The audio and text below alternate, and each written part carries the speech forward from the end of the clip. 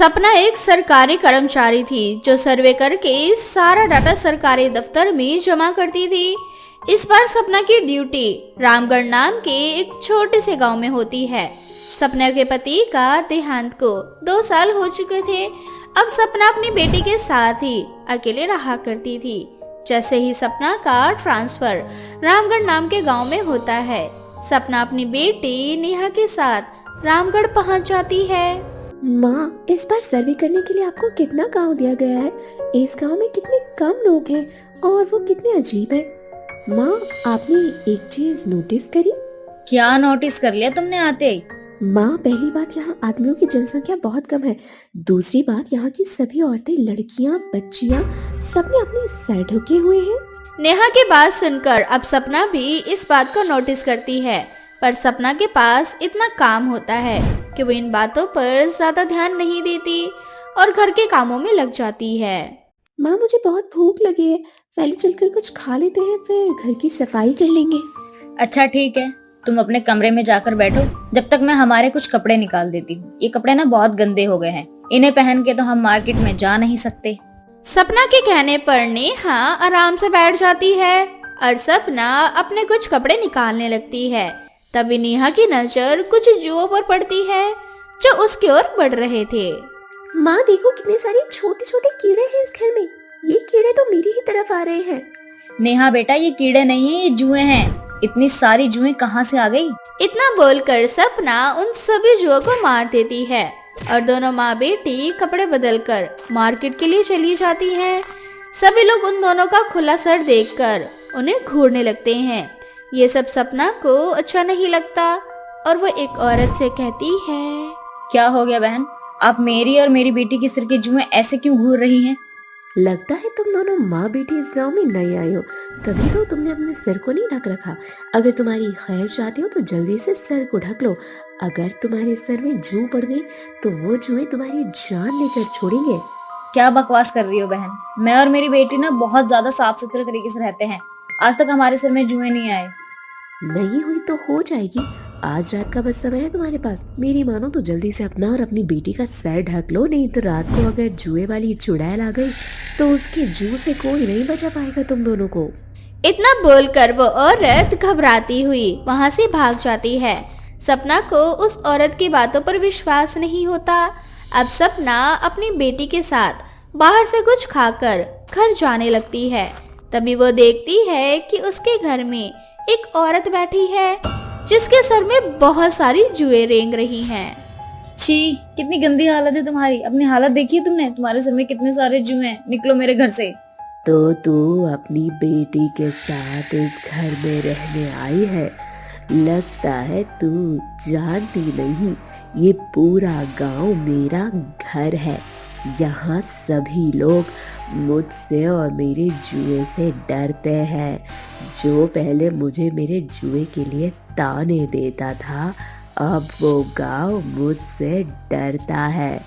तुम दोनों माँ बेटी मुझसे नहीं डरी तो मैं और मेरे जू तुम्हें जिंदा नहीं छोड़ेंगे।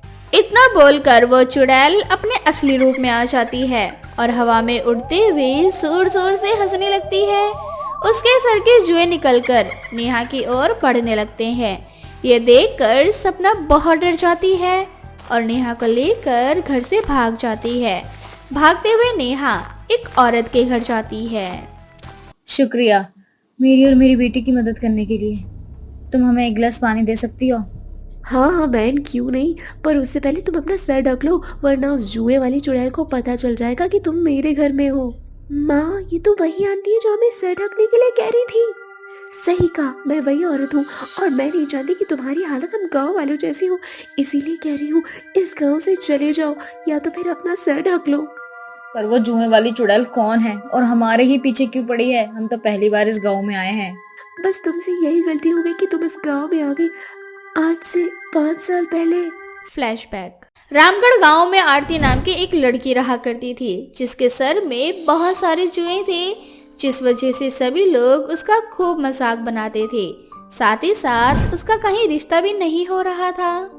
माँ, कुछ करो, मेरे सर में बहुत खुजली हो रही है। जाकर भी मैं अपनी खुजली लड़के वालों के सामने नहीं रोक पा रही। सर ढकने के बाद भी मेरे सर से एक आधी जुएं गिर जाते हैं। माँ, मैं क्या करूं? अपनी माँ से क्या पूछती है? जाकर डूब मर या तो फिर गंजी हो जा।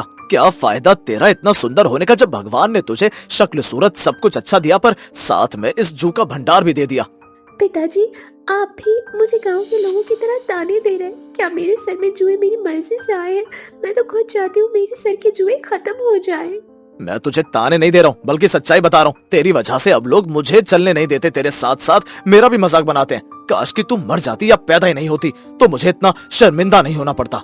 अपने पिता की बात सुनकर आरती को बहुत दुख पहुंचता है और वो अपने पिता को और शर्मिंदा नहीं करने के लिए फांसी लगाकर खुदकुशी कर लेती है। आरती तो मर जाती है पर मरने के बाद भी आरती को चैन नहीं मिलता और उसकी आत्मा इधर से उधर भटकने लगती है। Flashback out. आरती के मरने के बाद उसका सही से अंतिम संस्कार नहीं हो सका। शायद इसी वजह से आज भी उसकी आत्मा भटक रही है और उसी ने सजा के तौर पर गांव की सभी औरतों के सर में जुएं डाल दी, जिस वजह से काफ़ी औरतें मर गई। काफ़ी औरतों ने गांव छोड़ दिया और जो औरतें बची हैं वो चुड़ैल से बचने के लिए अपना सिर ढक कर चलती हैं ताकि उस चुड़ैल के जुएं हमारे सर में ना आ जाए। लेकिन इसका कोई तो रास्ता होगा ना। पूरे गांव वालों की जिंदगी का सवाल है। आखिर उस चुड़ैल को मुक्ति तो दिलवानी ही पड़ेगी ना।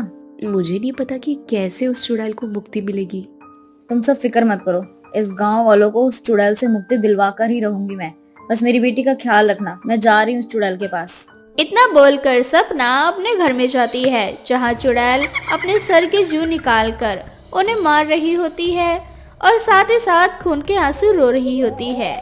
ये देखकर सपना समझ जाती है कि चुड़ैल भी अपनी मुक्ति चाहती है और मुक्ति ना मिलने की वजह से वो गांव वालों को परेशान कर रही है।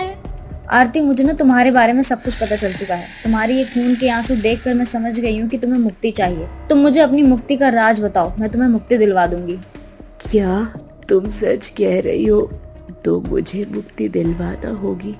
अगर तुम सच में ये चाहती हो कि मुझे मुक्ति मिले तो तुम मेरे बालों में आग लगा दो और मेरी जू वाली कंघी को भी जला दो, और जब मैं तुम्हें दिखना बंद हो जाऊं तो इन गांव की सभी औरतों को गंजा कर देना। इस तरह से मुझे मुक्ति मिल जाएगी और सभी गांव वालों को मुझसे। चुड़ैल के कहने पर सपना सभी गांव वालों से बात करती है।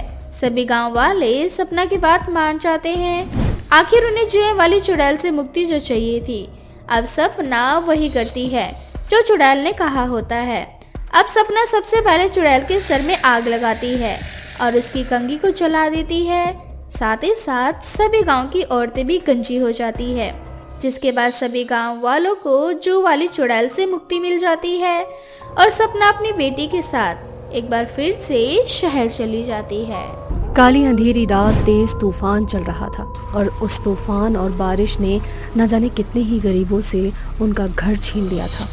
उन्हीं में से कुछ गरीब अनाथ बच्चे जो सड़क पर झुग्गी में रहा करते थे, परंतु उस रात उनसे वो भी छिन जाता। तो वहीं तेज वर्षा और तूफान चलने के कारण एक चुड़ैल जंगल से बाहर आती है और उसकी नज़र दो मासूम गरीब अनाथ बच्चों पर पड़ती है जो बारिश से बचने के लिए यहाँ वहाँ भाग रहे थे। उन बच्चों को देख चुड़ैल इंसानी रूप लेकर उनके पास जाकर बोलती है, अरे बच्चों, ये तुम दोनों क्या कर रहे हो? देख नहीं रहा कितनी तेज हवाएं चल रही हैं, बिजली कड़क रही है, बारिश हो रही है। ऐसे में तुम्हें लग गई तो तुम्हारे माता पिता कहाँ हैं? उनके पास दिमाग नहीं है जो उन्होंने तुम दोनों को ऐसे ही घर से बाहर निकाल दिया? हमारा इस दुनिया में और कोई नहीं है और मेरी छोटी बहन पिंकी, हम दोनों ही अनाथ हैं। ये सुनकर चुड़ैल को बहुत बुरा लगता है, जिसके बाद चुड़ैल उन दोनों को अपने साथ पास के ही खंडर में ले जाती है और उन दोनों से बोलती है, बच्चों, अब से मैं ही तुम्हारी माँ हूँ। अब से हम तीनों साथ रहा करेंगे। इतना बोलकर चुड़ैल उन दोनों को अपने बच्चों की तरह एक माँ की तरह लोरी सुनाकर सुला देती है। अगली सुबह जब रवि और पिंकी की आँख खुलती है तो रवि पिंकी से बोलता है, पिंकी, बहुत भूख लगी है ना? कल रात को भी हमने कुछ नहीं खाया था। इसी बारिश और तूफान की वजह से हम कल रात को भूखे रह गए थे। अब बारिश रुक चुकी है, हम दोनों भीख मांगने चलते हैं। इतना बोलकर रवि और पिंकी चुड़ैल को सोता हुआ छोड़कर भीख मांगने के लिए चले जाते हैं। वो दोनों अब रोड पर भीख मांगने लगते हैं। तो वहीं जब चुड़ैल की आंख खुलती है तो वो रवि और पिंकी को इधर उधर ढूंढने लग जाती है, परंतु उसे वो दोनों बच्चे कहीं नहीं मिलते। इसी तरह से रात हो जाती है और रात होने के कारण वो अपना असली रूप लेकर उन दोनों बच्चों को ढूंढने लगती है। तभी उसकी नजर रोड पर पिंकी और रवि पर पड़ती है। एक सेठ मासूम छोटी सी पिंकी के साथ बदतमीजी कर रहा होता है, तो वहीं रवि अपनी बहन को बचाने की पूरी कोशिश कर रहा होता है, पर उन गुंडों ने रवि को पकड़ा हुआ था। ये देखकर चुड़ैल का गुस्सा बढ़ जाता है और वो अपनी शक्तियों से आसपास के खड़े सभी पेड़ों को अपनी शक्तियों से उखाड़ देती है। ये सब देख गुंडे एक दूसरे से बोलते हैं, ये सब क्या हो रहा है? पेड़ अचानक से कैसे उखड़ गया? वे गुंडे ये सब कुछ सोच ही रहे होते हैं कि तभी उन्हें चुड़ैल की आवाज सुनाई देती है। तुम गुंडों को शर्म नहीं आती एक मासूम बच्ची के साथ इस तरह का घिनौना काम करते हुए? पर कोई बात नहीं, अब मैं तुम्हें इस लायक नहीं छोड़ूंगी कि तुम किसी के साथ बदतमीजी कर सको। अबे कौन है तू? सामने आ।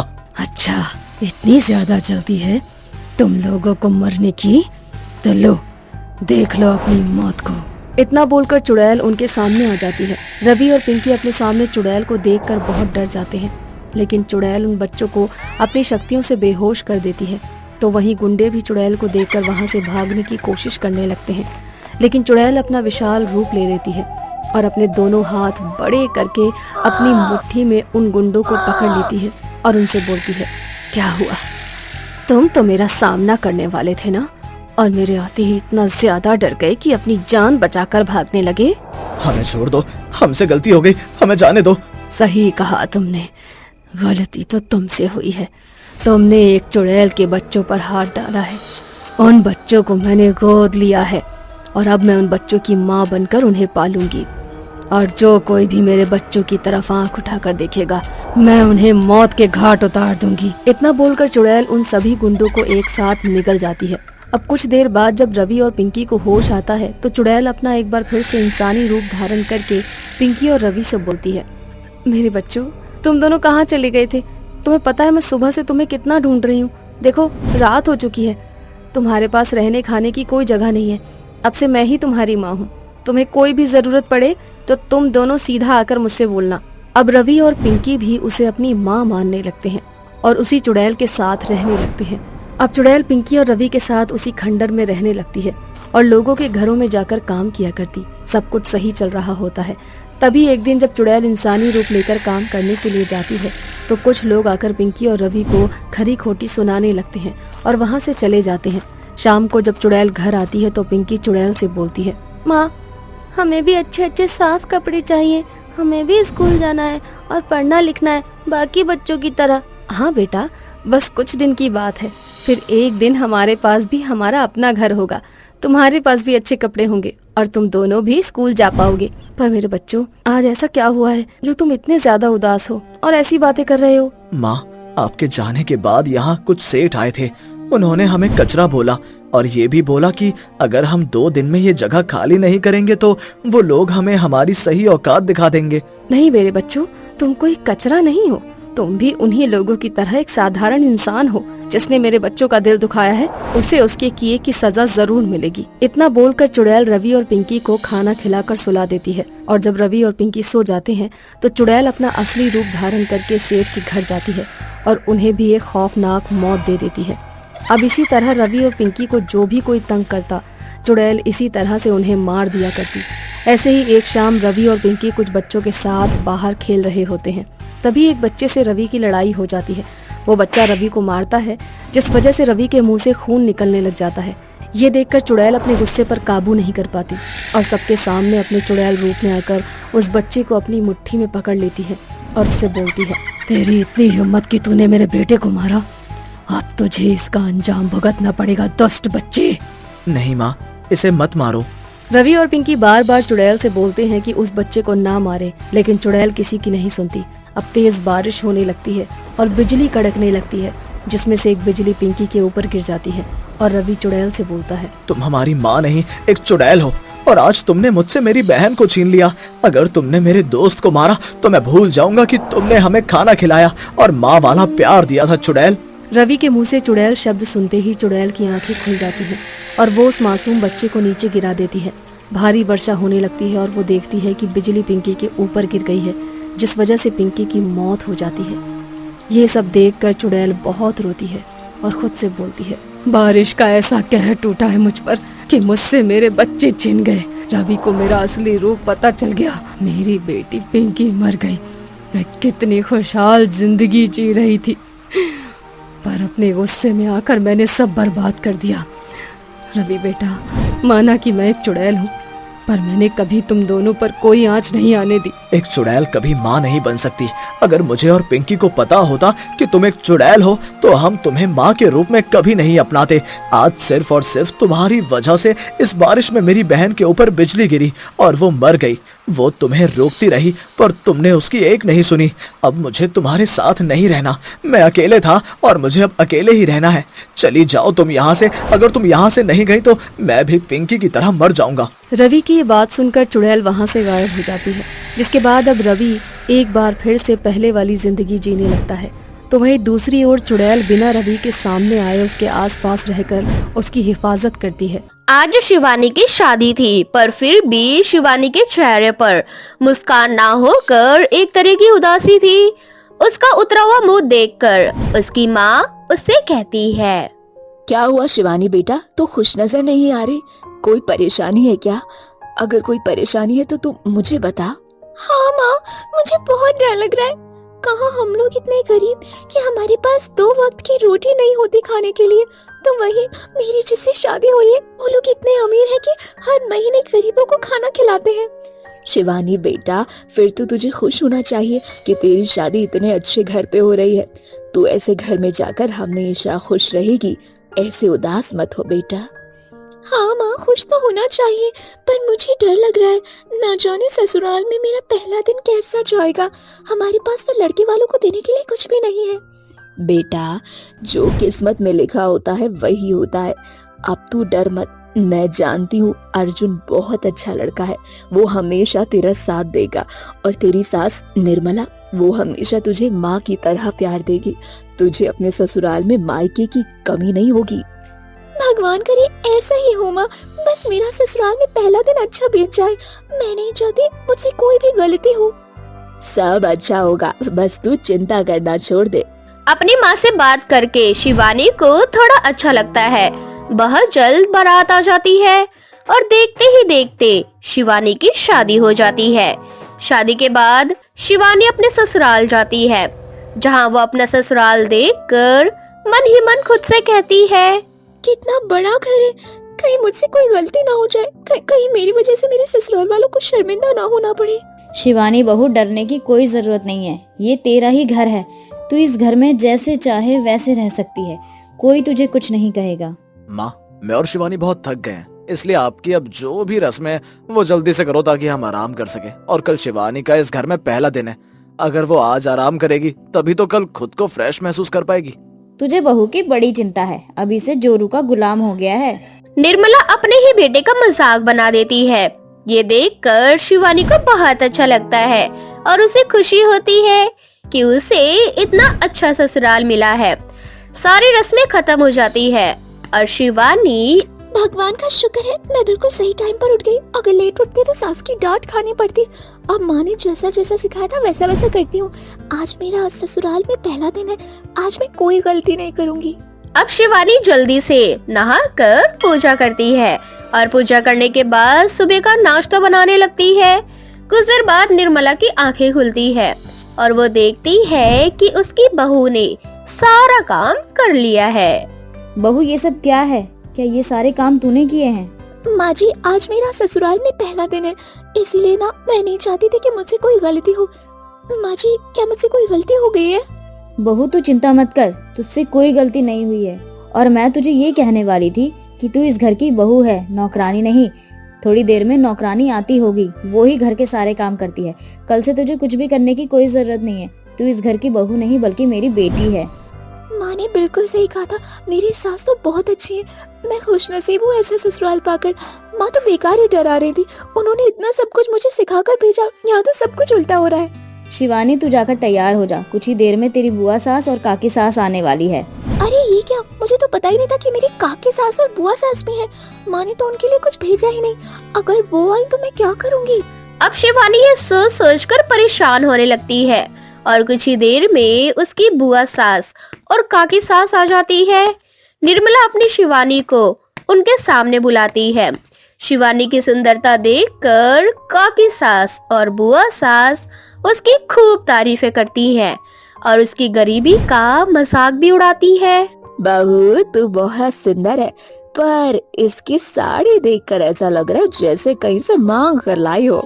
अरे दीदी ऐसा क्यों बोलती हो? तुम तो जानती हो ना कि हमारी जो निर्मला है वो एक गरीब घर की बेटी को इस घर की बहू बनाकर लाई है। भला गरीब घर की बेटी और किस तरह के कपड़े पहनेगी? सही कहा भाभी आपने, और उम्मीद ही क्या की जा सकती है। भाभी की तो अकल पर पत्थर पड़े थे। मैंने इतनी अच्छी अच्छी लड़कियां दिखाई थी, पर इन्हें तो गरीब भिखारन पसंद आई। वैसे बहू ससुराल में खाली हाथ आई हो या रिश्तेदारों के लिए कुछ लेकर भी आई हो? वो काकी जी, बुआ जी, हमें पता नहीं था, इसलिए माँ ने आप दोनों के लिए कुछ नहीं दिया। पर आप दोनों मेरा सामान ले सकते हैं, जो भी आपको पसंद हो। मेरी तो बुद्धि मारी गई है। मैं पूछ भी किस लड़की से रही हूँ जिसके घर में भी खाने का अकाल पड़ा है। और वैसे भी तू मुझे दे ही क्या सकती है, तेरे पास है ही क्या? बहू देने के लिए कुछ होना भी चाहिए ना। क्या पता तेरी सास ने तुझे कुछ दिया हो और तू हमें वही थमा दे। अपनी नंद और देवरानी को अपनी बहू का मजाक बनता देख निर्मला से बर्दाश्त नहीं होता और वो उन दोनों को खरी खोटी सुनाने लगती है। माफ करना दीदी, पर आप दोनों मेरी बहू से इस तरह से बातें नहीं कर सकती।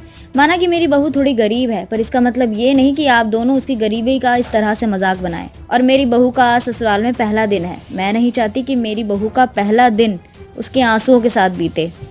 नहीं माँ जी, रहने दीजिए, वो तो सिर्फ मुझे यहाँ देखने आई है। बहू तुम नहीं जानती, ये काकी सास और बुआ सास तुम्हें यहाँ देखने नहीं आई थी, बल्कि तुम्हारी गरीबी का मजाक बनाने आई थी और तुम्हें नीचा दिखाने के लिए। और आखिर ये दोनों शुरू से ही तो ये सब करती आई हैं। भाभी तुम्हें हमेशा यही लगता है, पर ऐसा कुछ नहीं है। हम तो बस तुम्हें बता रहे थे कि तुमने कितनी गरीब लड़की को अपने घर की बहू बना लिया और इसके लिए हमसे लड़ रही हो। वैसे भी हमें कोई शौक नहीं है तुम्हारी बहू से मिलने का। हम तो बस यहाँ अपना फर्ज निभाने आए थे। अगर आप दोनों ने अपना फर्ज निभा लिया हो तो आप जैसे आए थे वैसे जा सकते हो, क्योंकि मैं नहीं चाहती कि आप लोगों की वजह से मेरी बहू की आंखों में आंसू आए। उसका ससुराल में उसका पहला दिन इस तरह से जाए। माँ बिल्कुल सही कह रही है, इसलिए काकी और बुआ जी आप दोनों यहाँ से जा सकती हैं। अगर आप दोनों मेरी बीवी को परेशानी करना चाहती हैं तो फिर कभी आना, क्योंकि हम नहीं चाहते कि शिवानी का पहला दिन खराब हो। बेटा भी माँ की जुबान बोलने लगा है। चलो दीदी हम यहाँ से चलते हैं, यहाँ रहने का कोई मतलब नहीं बनता। आप दोनों को जो समझना है समझ सकती हो। और शिवानी तुम्हें रोने की जरूरत नहीं है, जब तक मैं और माँ तुम्हारे साथ हैं। इस तरह से अर्जुन और निर्मला शिवानी को बुआ सास और काकी सास को शाने को कहते हैं। ये देखकर शिवानी को बहुत अच्छा लगता है और वो भगवान को धन्यवाद करती है कि ससुराल में उसका पहला दिन इतना अच्छा गया और उससे भी बड़ी बात ये कि उसे इतना अच्छा ससुराल मिला।